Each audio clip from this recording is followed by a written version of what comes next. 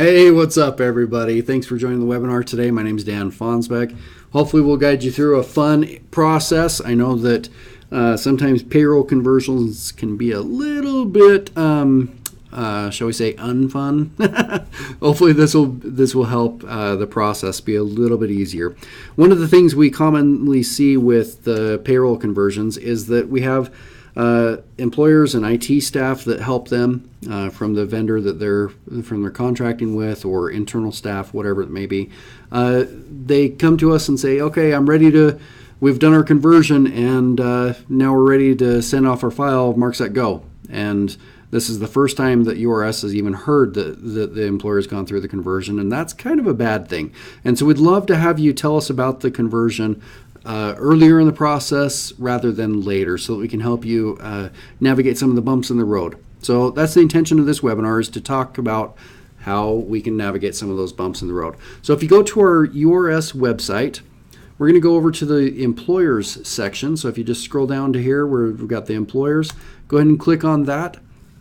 And then we've got a whole bunch of information on this page. Where we're going to go today is under the contribution area. So their contribution reporting rates. Go ahead and click on that, and there's a couple things on here that I want to point out to you. First off, I wanted to point out that we have contribution rates. This is a condensed sheet, and if you need the breakouts for each of them, there's a Tier 1 breakout and a Tier 2. These give more detail than the condensed do. You can see that these are all in the same year, fiscal year. Then we have another fiscal year down here, again, condensed, and the breakouts. Okay, so the fiscal years that we manage, K through 12 entities, so our school districts, they have a fiscal year where the rates go into effect on September 1st of every year. Everyone else has a fiscal year of July 1st, so their rates go into effect on July 1st of every year. So check out these rate sheets. They will be very handy and very applicable to your organization. If you need some help on how to read it and everything, we're more than happy to get to help you with that. Just give one of our employer support technicians a call. You can reach us at 801-366-7318. We're happy to walk you through anything you need to understand that. We want you to feel comfortable with this. Okay, so where we're going to go now, and please forgive, we're going to geek out for a minute. Okay, so here we go. We're going to geek out by clicking on the URS Contribution File Developer Certification. On your mark, get set, go. Here we go. We're geeking out, folks. We're ready for a good ride. So you can see that we've got our File Developer Certification. So hand this off to the person or people that are going to be doing your contribution file report to the retirement office. They're going to need to know certain things, and this is where they go for that. They can also contact me. You'd reach us by contacting one of these phone numbers here, okay? And ask for Dan Fonsbeck. So a couple things on here. We can have the files be built in a fixed file layout or a comma delimited layout. The naming convention for either of those files is the same, and we'll talk about that in just a minute. But whatever's easiest for the developing staff, or the development staff, choose that one and run with it. So either one, okay? All right, so the files have three major components. We have a header 11 record, and we'll talk about these in detail, but the header 11 record is the record that tells us I am the employer XYZ, and I am reporting for pay period 1, 2, 3. Okay, so for this pay period, I want to send in all my employees' information so that they can accrue service toward their pension, and they can have their salary counted toward their pension, and they can have their 401k put into the applicable 401k buckets. They can pay off their loans if needed, etc. Okay, so this just tells us who you are as the employer. Okay, now every employee has both a MEM 11 and a MEM 33. Okay, so employer, employee. Okay, so MEM 11 records are the demographic records for the employees, and we'll talk about that in more detail in a minute. MEM 33 records are the contribution records for the employee. Okay, now I don't care how you structure the MEM 11 and MEM 33 records on the report, but one of the things I do need you to do is I do need you to put the header 11 record on the very first row. After that, you can jumble up the MEM11 and MEM33 records to any degree that you want. The only thing is that every employee needs to have both a MEM11 and a MEM33 record. Okay? So you'll notice a couple things on here. Like I said, the naming convention, regardless if you choose fixed file or comma delimited, is the same. So UN and then your 3-digit number. If you need that, give us a call. We're happy to provide that to you. So UN, we put 3 Z's in there, so 3 numbers, and then .trn. Now, .trn, this kind of dates us a little bit. We're working on a 30-year-old plus platform, okay? TRN was an old database file name, okay, like back in the 1980s. Okay, so we're still working on that, so bear with us. We're working on it, working on getting that updated and upgraded for you and your development team to have a little bit of an easier and updated experience. But here it is. This is what we get to deal with for right now. All right, another thing, the dates will all be year, month, day format. Okay, so don't do the friendly date thing like you'd see in Microsoft Excel or in the bottom right-hand corner of your computer screen where it says 3-17-2001 or whatever. No, that's not going to work. It's got to be 2001-0317. Okay. Also, all digits or all Social Security numbers need to be 9 digits long. We do have some employees that have Social Security numbers that are less than 9 digits. So if that's the case with one of your or several of your employees, please put the preceding zeros in there, but do not include any dashes in there. Okay? Regardless if you are choosing to do fixed file layout or comma delimited, please do not exceed the length value in the column. So some columns have, say, 25 characters that you can have. If you put 27 in there, the file's not going to work. I'm sorry, it's just not. Okay, you can put 16 in there and then just have the rest be spaces, the remaining 9 in there, and that's just fine. So, yeah, just don't exceed. Okay. I know we all want to be overachievers, but that's not an area where we overachieve. All right, so we're going to talk about the different eligibility types in just a minute here. One other thing, with the comma or with the file format, I do call out alphanumeric and numeric information. Alphanumeric, if you can, as a general rule, make it left aligned. Numeric, if you can make it right aligned, that would be helpful. Okay, let's bust out these different fields. Okay, the first 2 are easy. Okay, so the header 11 record, that's you as the employer.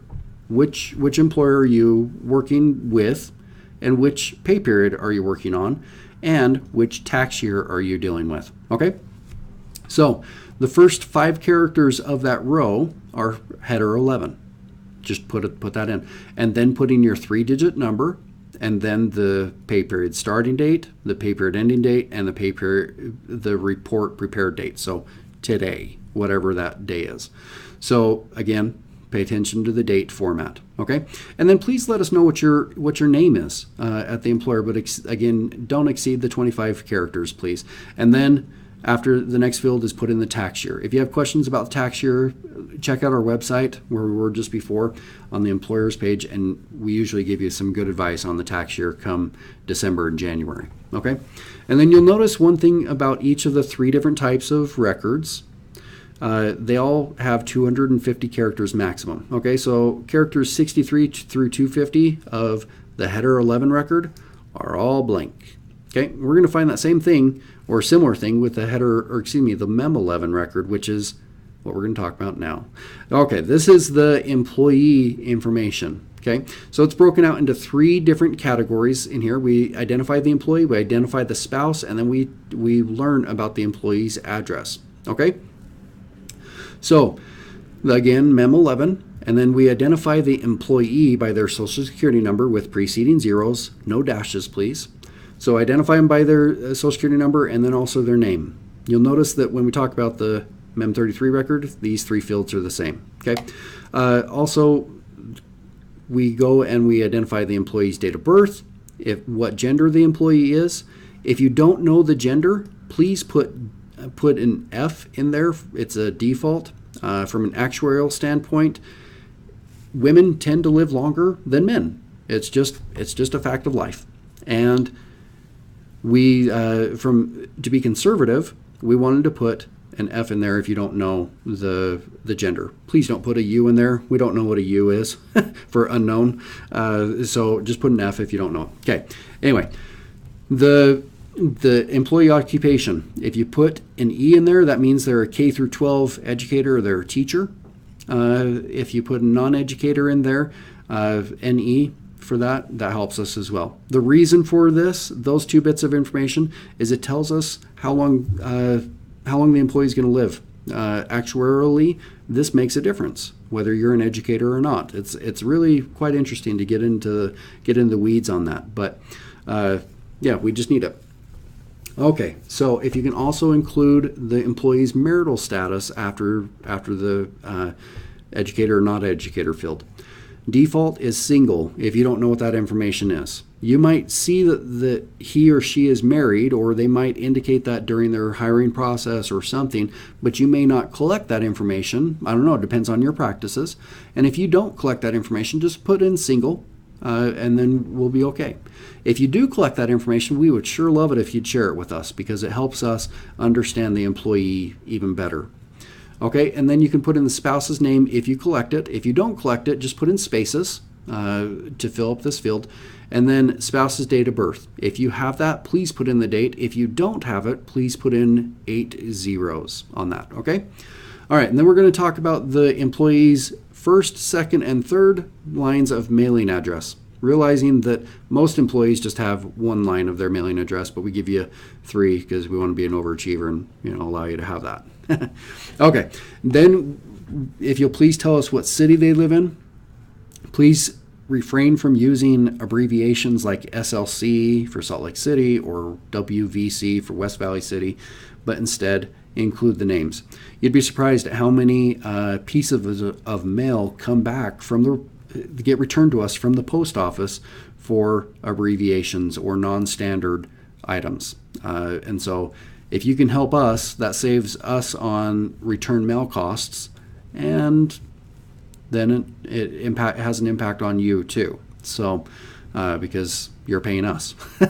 So if you'll please include the 2-digit state code for the employee. Most employees will be in Utah. We do have some employees that live in, say, Colorado or Nevada or Idaho or Arizona or Wyoming, our neighboring cities.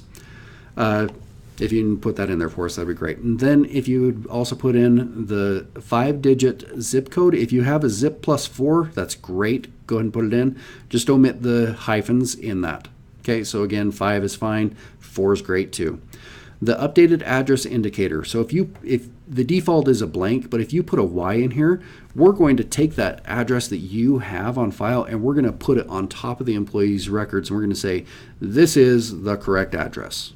And we're going to treat it as the gold standard. Okay, so default is blank, and then just if you need to push an address to URS, this is how you do it, or one of the ways you can do it.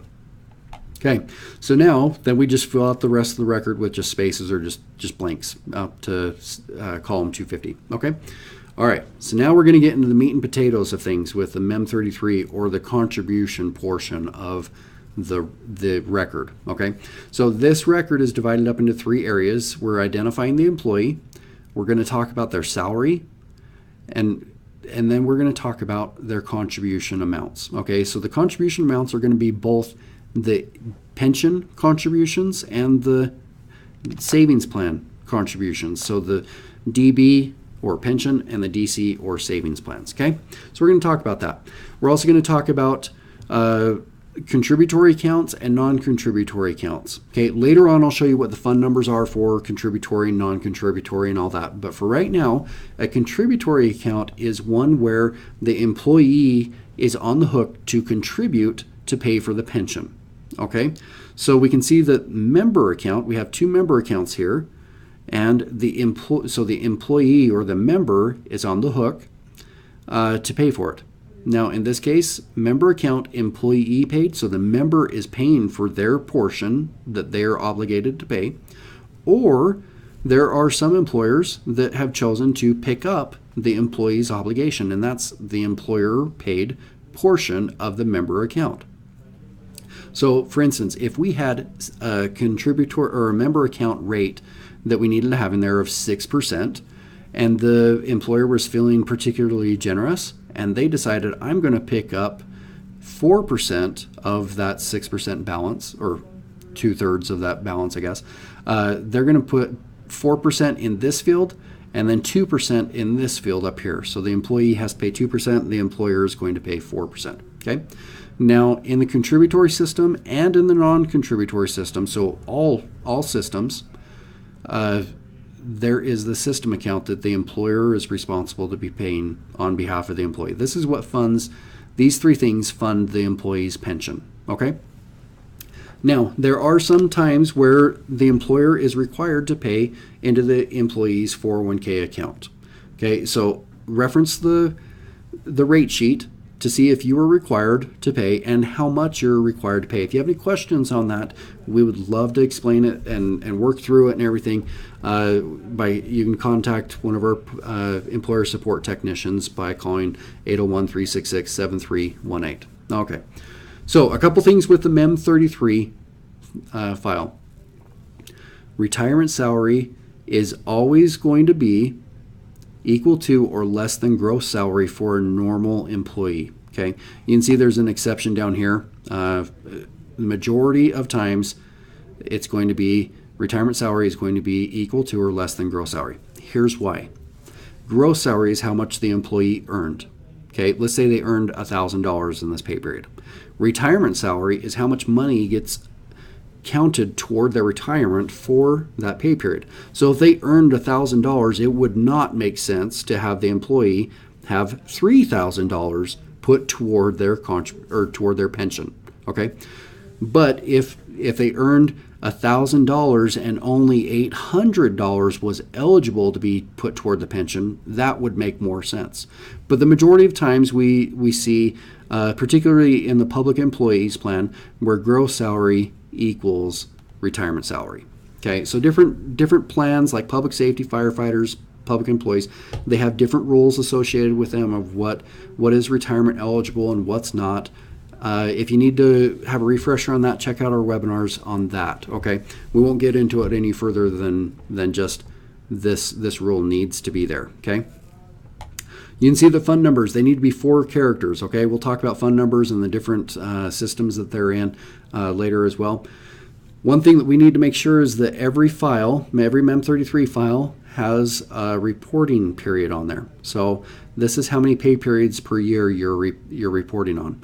If you're reporting monthly, do a 12 because you're doing 12 times a year. If you're doing semi-monthly, it's going to be 24 times a year or 26 times a year for biweekly employee reporting. Excuse me.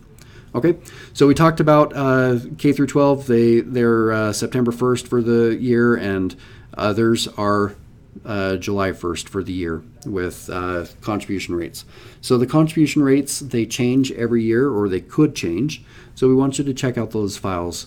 Again, just be safe. And as you're developing this file format, keep this in mind, okay? All right.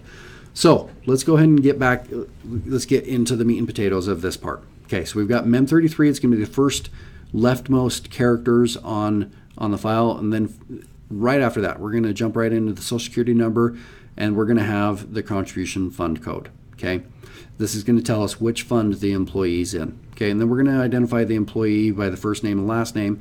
And again, this employee is 26, so they are biweekly. Okay, so they're getting paid every 2 weeks. Okay, this employee code, this is completely optional, and it's available for your use only. We don't use it at the retirement office. We will store it for you, but we don't use it.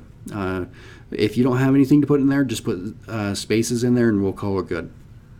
This particular employee was in the public employees plan, and they are in the contributory system. And you can see that they earned just over $1,400 that was allocated toward their pension, which is the retirement salary. So since they're in the contributory system, they have a stake in contributing toward their pension. Okay, it's not just the employer. The member is responsible for this. So the member account employee paid, the employer chose to pick it up, and so the employee's portion is 0, whereas the employer has chosen to pick up that component for the employee. The employer's feeling particularly generous. Okay, so they're picking up roughly $90, and then roughly $100 the employer is responsible to pay the system account. So again, the combination of the member account employee paid and the member account employer paid, as well as the system account employer paid, those three fields fund the pension plan. Okay. Then we're going to identify, hey, what kind of status is this employee? Are they eligible for the pension plan? Are they exempt from certain components of the plan? Are they ineligible, or are they considered post-retired? So they've retired with us and they've returned to work. Okay. Now you can have one and only one of these codes. We call them a Pixie code. You can see that Pixie. You can have only one. Okay. You cannot have two or three. You get one. Okay. Then we've got the employee paid 401k, employer paid 401k. Again, if you're required to pay 401k, check the rate sheet. You can find that out, or give us a call. We're happy to tell you about that. And then there's the other 401k plan field. Okay, so this one is interesting in that it only applies to employees that participate in Fund 16. Okay, not anybody else. So Fund 16, the employers are required to put 1.5% of the employee's salary into the employee's 401k. It's an employer contribution. Now, you can do that with sending it to URS, or you can send it off to another provider. And so if you're participating in Fund 16 only, and you decide to send, as an employer, you decide to send off their contributions to another provider, then you can mark this with an X. Otherwise, just leave it as a space. Okay. The 457, both employer and employee paid things are on this field. If you have nothing on there that needs to be reported, just put zeros. Again, and that applies for these other items too, if you have just zeros in there. This particular employee doesn't have an installment payment, and so you as an employer would just put zeros on their file in this field as well. And you can see the characters are right over here. So we're dealing with characters 135 through 144 of that record. Okay. So as you're developing the file, just pay attention to that. Okay. And then we're closing it off with the gross salary. Again, this gross salary is equal to or less than the retirement salary. In this case, it's equal to. Okay. If you have the hours worked for the pay period, we'd love to have you share that with us. We understand that sometimes you cannot track those hours, and we get that. So if you're in a situation where you either don't track it or you can't track it or whatever, you can just put in 3 zeros there, and we'll call it good. Okay. Same thing with hourly rate. If you have it, we'd love to have you share that with us because it helps us in the long term in developing the employees' retirement benefits and calculations and what have you. Or rather, projections. If you don't have that, put in zeros, 0.00. Okay, and then traditional and Roth IRA plans, you can put in the subsequent amounts for those. Okay, the health retirement account, health savings account, the employee paid and employer paid components of that, these should all be zeros, please. The reason for that is we used to serve that information over to our sister company, PEHP. In subsequent years, about 2 or 3 years ago, we decided to break that off, and now PEHP handles that all by themselves. They're autonomous with us, and so we no longer need this information. But to save the heartache on the employers, we decided, you know what, it's better to keep this as zeros in here than to pull off this record altogether, because then you'd have to redevelop the file, and that's no fun for anybody. Okay, so the lump sum payout indicator, this tells us if the employee, if it's marked with a Y, it tells us the employee had a termination payout. Okay, and that's very helpful. If they had multiple salaries that went into form their salary, you can put an M in there, but the default is just a blank value. So put in one of those 3 values, either blank, Y, or M, and that would really help us out. Okay, we're almost done with this MEM33 file. For most employers, so barring the state, you're going to have just spaces from 211 all the way to 250. The state of Utah, we need your agency EIN number. Wow, that was redundant. we need your EIN in that field. Okay, so let's talk a little bit about fund numbers. Okay, so if you pull open that file that I told you about, the condensed retirement sheet or the condensed contribution reporting sheet, whatever, you can see in the footer there's a piece in there about Fund 16, 1.5% 401k contribution. Yeah, you can go from there. Okay, so the funds are broken down into 4 different areas. We've got the tier, division, contributory or non-contributory. The tier will either be tier 1 or tier 2. Division will be whether or not they have on the job Social Security. If you do not have on the job, if you do have on the job Social Security, it's going to be Division A. If you don't have that, it's going to be Division B. And there is a contribution fund rate difference for that. And then contributory funds, those are the funds that the employee is responsible to pay a portion of, or the employer can pick up the employee's portion. A thing to note though is that as of today, or as of the publication of this webinar, the employers are not permitted to pick up the employee's portion of any required piece, any required contribution for tier 2. Okay, now we haven't crossed that bridge yet. We don't need to worry about that, but that's the current legislation right now. So anyway, the employers can pick up components of tier 1 contributory, but they cannot pick up tier 2 contributory as of publication of this webinar. Okay, so you can see the contributory funds in the systems. Here's the funds and the different systems they're in, and as well as the divisions, okay, and also the tiers. Okay, so go ahead and use that to whatever you need it, or to your liking. The non-contributory funds and systems, so again, the employer is responsible for paying all of this. The employee does not have a stake into this. Here are the funds and the systems for that. Okay, so here are some scenarios that we can go through. There are several. So we have a tier 1 contributory system. What you're going to need to do is you're going to need to include a fund code. So this F3 is field 3. F8 is field 8 on the MEM 33 record. You're going to need the retirement salary, report the applicable amount. Field 9 on the MEM 33 record. And field 10, the member account. Again, the employee and employer, report the applicable amount, okay, because it's a contributory account. And then also the system account. And then report whatever DC components are applicable. Tier 1 non-contributory, where the member is not responsible to pay for it. You'd see the field 9 and 10 member accounts. Those are both 0 now. The employer pays the whole thing. Okay, and we would see in here the status of these things. So I encourage you to go through and look at the fields and the scenarios that apply to you. Okay, we have tier 2 eligible person. What does that look like? And so go through this and look through here and make your file fit these different scenarios. Okay, so we've got exempt. Where it gets really fun is in our post-retired people. We'll talk about those in just a minute here.